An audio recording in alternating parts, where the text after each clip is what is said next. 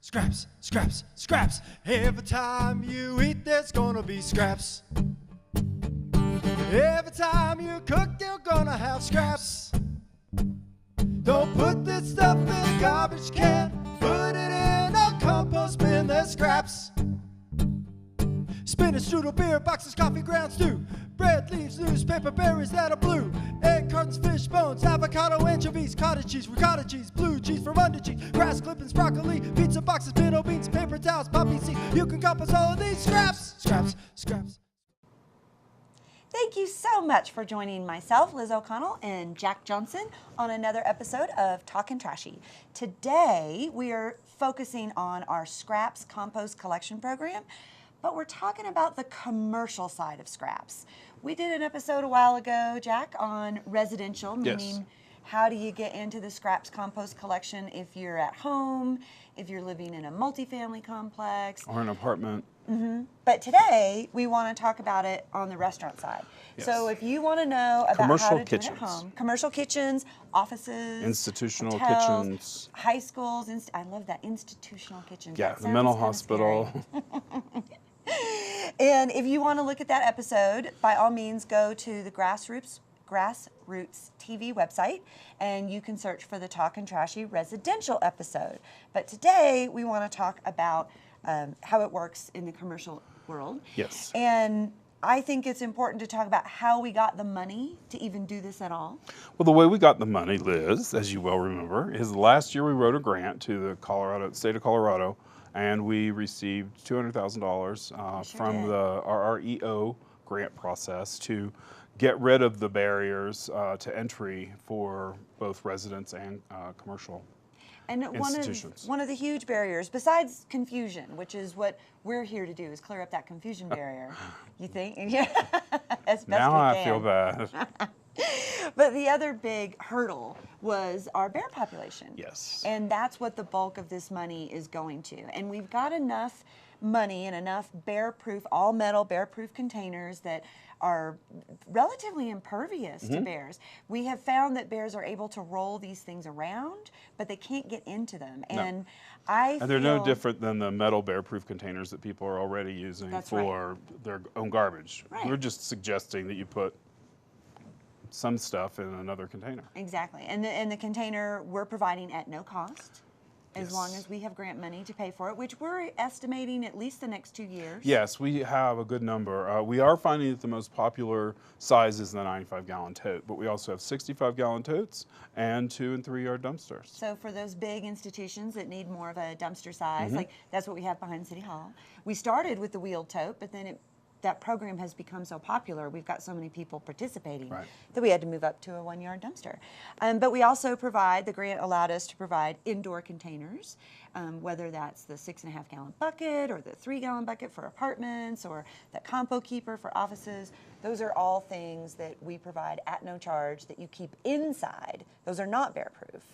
And the grant is allowing us to provide those at no charge as well. That's true. And after about a year, I don't really think that there's any hole in our plastic or metal inventory. We seem to have all our bases covered. We do. We have plenty. And one of the folks that took us up on this offer is Meat and Cheese. So Wendy Mitchell, the owner and founder of Avalanche Cheese Company, the owner and manager of Meat and Cheese restaurant here in Aspen, her whole staff have been enthusiastic participants in the Scraps program, and we asked her in to talk to us a little bit. So we're going to cut to showing Jack and I having a conversation with Wendy about how the Scraps program is working at her restaurant. Thank you so much for coming, Wendy. Jack and I are very happy to have Wendy Mitchell here. She's the founder and owner of Avalanche Cheese Company, as well as the Meat and Cheese Restaurant, who is one of our avid participants in the Scraps Restaurant composting program. And she has agreed to come and talk to us about that. Yeah, thanks for having me. Well, thanks for Thank coming. you. Yeah. We really appreciate your dedication to the program. And I was just curious if you could explain to the viewers what your interest is in composting, but more importantly, how Meat and Cheese came about in Aspen. Okay, so Avalanche Cheese Company was the first part of our company, and it's a goat farm based in Peonia, and then we make the cheese down in Basalt. They're all goat cheeses. It started with just cheese, and now it's cheese, salumi, and then some breads, things like that. But at the farm level, we compost all of the pen cleanings, so we have manure and hay. And they don't want us to put our whey, which is a byproduct of cheese making, into the sanitation system because it's really hard on the sure, gums high up the BOD. processing plant. Yeah. Yeah, high BOD. And then, so we take all of our whey, we gather it into tanks, and then when they bring the milk over from Paonia, we have other tanks on the milk truck, and we pump the whey into those tanks, take it back to the farm, add it to the compost, and it helps speed up the breakdown of the compost. So, because it's recycling right there on site, making part of your Exactly. process waste part of Right. generating something you need for Right. other and then farm activities. the compost that we have there obviously goes back onto the farms, which onto the fields, which is then used to help with the grain, the grasses that they grow, and the pasture that the animals are on. And you have all pasture for all your own animals? We do, And yeah. how many goats do you have? We have 200 goats. Wow. It's kidding season because it's spring, so right now we have over 650 animals on the farm. Oh, do you Yeah. get to see those precious baby goats? Yeah, they're awesome. Oh, I love They're awesome baby for a goats. while. Yeah, right. I don't know that they're awesome enough to have in my bedroom, but I would love to come visit them at the farm. Is that Yeah. something people can do? Yeah, definitely. Yeah, we have a Alright. little cabin that people can rent, so a little agritourism venue, and then a lot of people come out for the day. We have a lot of school groups that come and visit, and yeah, it's definitely a fun trip. That is fun. Are you able to sell all of is all of the product at Meat and Cheese from your cheese company? No, so we make 7 different goat cheeses, and of those, of the case, I think we have over 50 cheeses in the case at a time. So, and then we make 2 of the dry cured salamis that are in the case, and we make a fresh sausage, Wow. 2 flavors of a fresh sausage as well. So why Meat and Cheese? I thought when I first heard of it, it was a great idea to be, both a cafe and also a butcher and cheese shop. So what made you see that need, and was it hard to fulfill that? So at first we really thought of just opening a retail cheese shop. So it started with the farmers markets. We made such a better margin when we can sell direct to the public that you cut out that distributor middleman. So it started out as like, let's just open a little cheese shop. But I come from a restaurant background. I'm from Houston, Texas originally, and I had 5 restaurants in Houston. Wow. And I vowed I would never open another restaurant, especially not in Aspen. And then here I am again. But so Yeah, but you have a niche. I mean, you are the only thing going that's like what you do. yeah, we like to think so. I think so.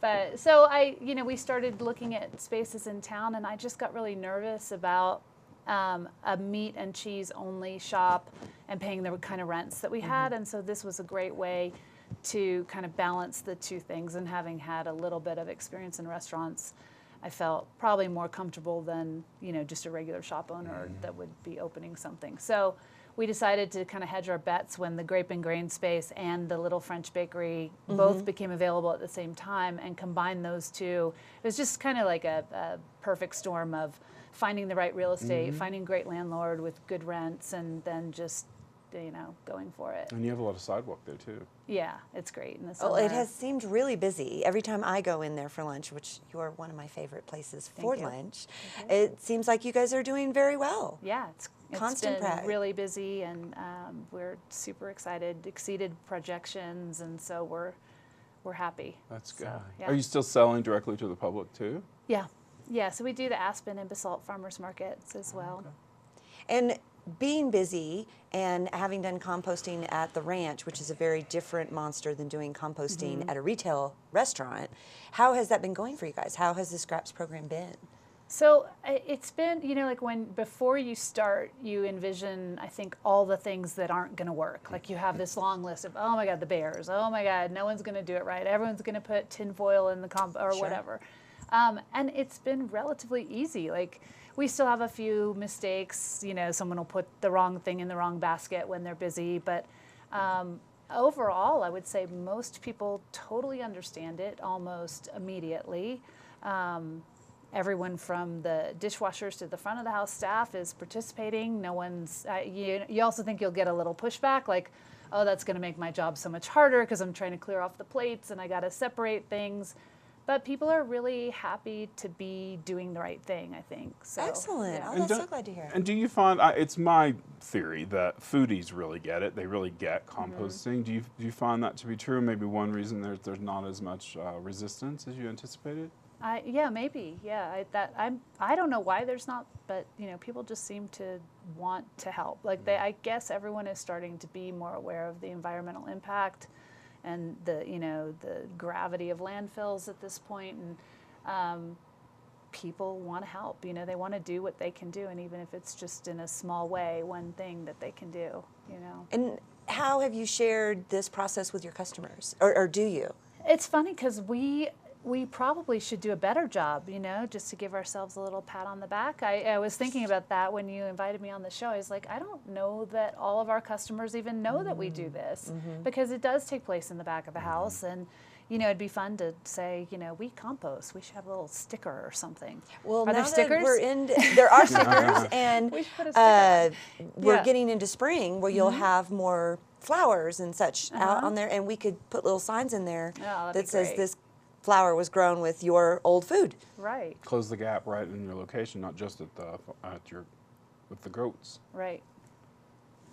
And you had mentioned before that one of your employees had a particular experience to share. So when I was coming over Hill, I was asking all the staff, what have you heard from customers regarding composting? And she had a great story. She said this woman was not quite finished. Our salads are huge, and sometimes you can't finish the whole thing. And she wasn't finishing, but she wasn't from here, so she couldn't take it home. And she said, now, do you guys compost? And Hill said, well, actually we do. And she goes, good, because I would put it in a box and take it home to my house in Vermont and compost it because I can't stand food waste. Wow. And so I thought that was a really That is some interesting- I dedication. wonder what the airlines are going to think Yeah. about that. You wanna compost with me? I've been here for a month. Well, that's funny because we were joking a while ago when we were talking about how much waste is generated in Aspen and how our guests generate a lot of that and they don't take it with them. Right, But we clearly were wrong. We are One of our wrong. guests is willing At to least take one. it. Yeah. And you already touched on that a lot of folks in the restaurant industry think, oh, this is going to be so hard. Yeah. And then it turns out to not be that hard. Are there any other misconceptions that you would share with your fellow restaurateurs about being able to make this work? Yeah, I mean, I think our biggest concern, having just had a bear in my garbage this morning, is the garbage. And I find that with the big, heavy containers that we use to put the compost in, and as long as they're really smart about locking them every night, which we haven't had any situation with a bear in the compost. So we have them in the recycling where it has an elastic band on there that they can pry off, and they'll get in even though there's nothing in the recycling that they want, but they'll smell things and get in. But we've never had a problem with our compost containers that I'm aware of. So I think that's the thing that I hear the most from restaurateurs, because it's a pain when you come in first thing in the morning and you spend an hour cleaning up the garbage behind your. Yeah. So I would say that's not a concern. I mean, I don't know why everyone doesn't do it. We don't either. We're trying to get everybody to do it. We'll put her on a little testimonial. Just that phrase right there. Yeah. I don't know why everybody doesn't do it. Because we don't either. No, we don't. We're trying. And you coming and sharing this experience with us, I hope, as we broadcast it out to the world, will help get some more people on board when they see someone that's done it and has found success with it, especially when you've got a customer response like that. Yeah, it's great. It's fantastic. So thank you so much. We really you're welcome. appreciate it. Yeah, Thanks for thanks for having me. Okay. Sure. You bet. So we really appreciate Wendy stopping by. She has a really great story to tell about composting. If you run a commercial or institutional kitchen, we would love to talk to you. There are a lot of confusion about exactly what it means to compost instead of just throwing everything into the trash. We're going to show you a short video about how the operation at Meat and Cheese works, from the actual generation of the meat and cheese to us taking it to the landfill where it will be turned into compost. Meat and Cheese is a restaurant in Aspen, Colorado that participates in the Scraps Compost Collection Program. All Roaring Fork Valley restaurants, businesses, and residents are welcome to join us in this composting effort. We wanted to take a moment to show you how it works in a restaurant environment. As you can see, most of the food that's in the kitchen is stuff that we could put into the compost. You can see here that most of the prep work that's being done in the kitchen prepares materials that are going to be discarded, and instead of discarding that stuff into the trash, you can put it into a compost container instead. As you can see here, it doesn't take any special skills. It's what your kitchen staff is going to be doing already. They're preparing material to serve to your customers, and there's always going to be a little bit of stuff that you don't want to serve that you can put into a scraps bin instead of a trash bin. You can see here how easy it is to use the green bin instead of the gray bin and put that material into the compost collection. Once the compost collection is full, you take it outside to a bear-proof container. Both the indoor and outdoor containers are provided by the Scraps program at no charge to the business owner or the resident. You can see in the business situation we have a bear-proof container. It's all metal. It's owned by Pickens County, but you use it, and be sure and latch it. Here we have Dave Rendell from Evergreen Events, who is our partner in the Scraps Collection Program. He picks up the material from the back of your restaurant and takes it to the compost pile out at the Pickens County landfill, where we take that food waste and we turn it into soil. So, in addition to the ease of composting in a kitchen, you can also save money. One of our biggest contributors to the food waste program is the St. Regis. Yeah, they bring they're us bringing tons in and tons about of 5,000 pounds a month. Yeah, right? that's a lot. It is a whole lot, and it has allowed them to save money. Yes. But something I want to emphasize is they save money because they pay for their whole trash bill. They don't have to share that bill with other building residents. So they don't have to convince anybody else to come on Right. board, which Right. many of our restaurants do because they're located in the types of buildings where they have to share Right, and common so areas. at first they don't necessarily realize those savings, but most places, most restaurants have found it to be either a savings or at least cost neutral to do this more beneficial treatment. And it's also great for your outreach and your education. You can talk to your customers about how green you're being. That's right. And something we didn't show in the video, and we didn't talk to Wendy about, but we offer training. We will come in and we will teach your staff. Our show what goes on the where. road. It does. We will show up in your kitchen whenever you need us to and communicate with everybody. We have bilingual folks that can help us out, so we can do it both in Spanish and in English. We can provide things like the Slim Jim. You saw this in the video. Most restaurant owners are familiar with this because this is the exact same thing that most kitchens are using to store their trash. Usually in the kitchen it's gray. We give you one that's green. It's got the guidelines printed right on it. And most of what you saw in that video where they're just scraping it off the prep table, they could just scrape it into a green container instead of a gray one. Same area, Yeah. same size, It's different shocking. color. I know. I don't know how many times we have to say this, Jack, but you're putting that food in the trash. We're just asking you to put it in a green bin instead of the regular bin. But training is not always that simple. We had a recent experience at the Basalt High School, who is a recent joiner. Yes. And we provided them, instead of a Slim Jim, we provided them with what we call a tri-station.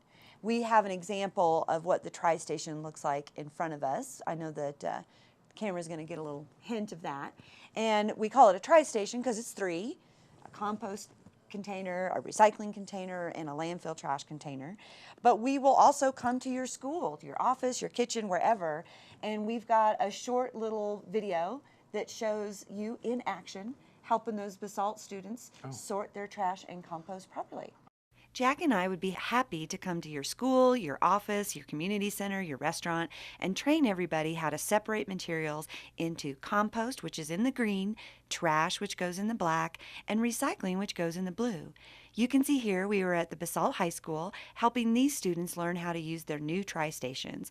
With a little bit of training, some patience, and support from faculty and staff, you can get your materials separated. So not everybody has room for something like a high school, or a community center might have room for that tri-station. And we don't want to limit the commercial side of Scraps to just restaurants. We Nope. want to invite offices. For Yes. example, Alpine Bank is an avid participant in Scraps. City Hall participates in Scraps. And those are places that, although they don't have institutional kitchens, they're still workplaces. And we have tools for them as well. As a matter of fact, you've got one. I do, the Compo Keeper.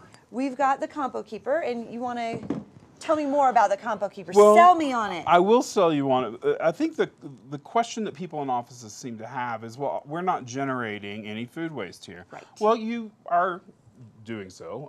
You have your lunch, you have the residue from an apple or an orange peel or whatever it is you've Or eaten at lunch. juicers. We've got Or some fanatic juicers yeah. at the city. And also any office party that you might have will Mm-hmm. generate a lot of food waste. But in addition to that, what is also compostable is office paper and soiled newspaper and materials such as that. So Pizza boxes. pizza boxes. They will have to be torn up if they're going to go in this. But what we have is, this is for break rooms and offices. It's the Compo Keeper. I think I'm going to get hit in the face. Oh, I so wish that had hit you in the face. I do too. So go ahead. So what happens here is that this opens and closes. The bag closes as well as the lid, and the lid has a charcoal filter to control any potential odors. And generally we're seeing that offices need to empty this about once a week. Yeah, depending on how many folks you have in your office. So when you're ready to put something in there, such as this piece of paper, which is compostable, you would open it. And hopefully you'd be Put standing something so you in. wouldn't hit yourself in the face. And you would, oh, I'm sorry, I did it wrong. Yeah, You close it, but with the other pedal. so you never actually have to touch it if you're one of those people who doesn't like to touch green things. And we were struggling because we were using at first the bucket. And the bucket works, but you have to set down what you're going to put in there, open the bucket, put it, and it doesn't trap the smell as effectively as this does. We have found that really foul stuff can go in there, and once that bag closes with the lid closing on top of it, nobody can And smell I any generally of it. don't see foulness anyway. No, but Or it smell it. depends. If something has turned and you put it in Yeah, here, if you've it's- let the orange juice go. Yes, or that yesterday's fish, or there've been some things. Are There've been people some allowed to stuff. eat fish in offices? Well, sure. I don't But believe that's true. So it's not just the That was Compo rude. Keeper, but we also have our handy dandy 6.5 gallon bucket. Now this is also the object that is most popular for residents as well as offices. And it depends on what works for you. The ease of the Compo Keeper, it's also not as, I can't talk all of a sudden. That's a first. That is a first. This won't hold as much as the bucket This is will. like 3 gallons and that's 6.5. And this is 6.5. And so there's that balance. And this is mainly in residences, but there are particular applications where people can use that. And that has a locking lid and a sealed gasket. If you have office dogs and the lid is on, it is locked and screwed on tight. It will not be knocked over by office dogs or small children or rude coworkers. And although this is wildlife resistant, this is not something that can stay outside. No. Neither can the Compo Keeper. This definitely can. No, both of these That might are make it indoor. overnight. Yeah, maybe, but we don't want to encourage that. Okay. The other thing that we do is when we come in to do your training, we will give you signs that you can put up. This is the exact same thing that is on the bucket and on the Compo Keeper. We just overload people with information. It's true. And what it will show you is what kind of food and what kind of paper and what kind of plants can go into your compost container and what kind of things cannot go in, such as plastic, glass, and metal. And this is food recycling. And I think that sometimes confuses people because they think, oh, recycling, and they try and put recyclables in there. But no, no, no. No. Food. Composting paper. is a recycling of food waste, but it is not not the same as We recycling. can't turn glass into dirt. No. Can't turn metal into dirt. I mean, I guess in the long scheme of things, you can. But God could. God can do so many things. And we also provide magnets that match the signs that are on all the containers. You can put that on the office fridge. You can put it on the commercial kitchen fridge. We've got a number of commercial kitchens that have both the large sign and the small magnet. They just put it everywhere, so it's really easy for people to know. Mine's on what my goes in. dishwasher. On Really your low. It dishwasher. is. It's like for. And like, that works? Well, if we For the had short children, people? they would know so much. Picking up where we left off, we want to emphasize to everybody that Scraps is available at home, at work, in restaurants, in schools, in community centers. We have all of the tools, whether we're talking about a commercial setting, somewhat industrial, we don't have a lot of industry, or home setting. Well, the industry we do have is actually, the landfill composting operation. It's one of the largest industries in the county, if not the largest. And I think this is a good time to remind folks that people can go get compost from you Yes, they for can, free. for free, up to 55 gallons if you come in your own vehicle with your own container and your own shovel and your own labor. We will give you 55 gallons. If you don't want to show up in any of those type things, just bring an open bed truck or a trailer to the landfill and we'll sell it to you for $34 a ton. For compost, or $35 a ton for potting soil. And 55 Gallons. gallons. It's a way big more. oil drum. That's a lot. And you can come twice. Yeah, I have come each summer to do my container gardening on my rooftop, and all I have needed is 2 buckets, and that has gotten me through And the you've summer. got a big operation I do. going on I up have. there. I have You're not strawberries feeding the world, and peppers. but- No, but I'm feeding the squirrels and the chipmunks in my neighborhood. I'll tell you that. They're happy Oh, I'm the gardening. chipmunks, they're so pleasant. So if you are interested in bringing compost collection through the Scraps program to work, to your restaurant, to your home, please contact Jack or myself. You can reach me at Liz O'Connell at the City of Aspen, so that's liz.o'connell@cityofaspen.com. You can also call me at 970-429-1831. And my name is Jack Johnson. My email address is jack.johnson@pitkincounty.com. My phone number is 970-429-2885. And we look forward to talking some trash and compost and recycling with all you folks next time. Scraps, scraps, scraps. Every time you eat, there's gonna be scraps. Every time you cook, you're gonna have scraps. Don't put this stuff in a garbage can. Put it in a compost bin. There's scraps. Spinach, strudel, beer, boxes, coffee grounds, stew. Bread, leaves, newspaper, berries that are blue. Egg cartons, fish bones, avocado, anchovies, cottage cheese, ricotta cheese, blue cheese from under cheese, grass clippings, broccoli, pizza boxes, pinto beans, paper towels, poppy seeds. You can compost all of these scraps. Scraps, scraps, scraps.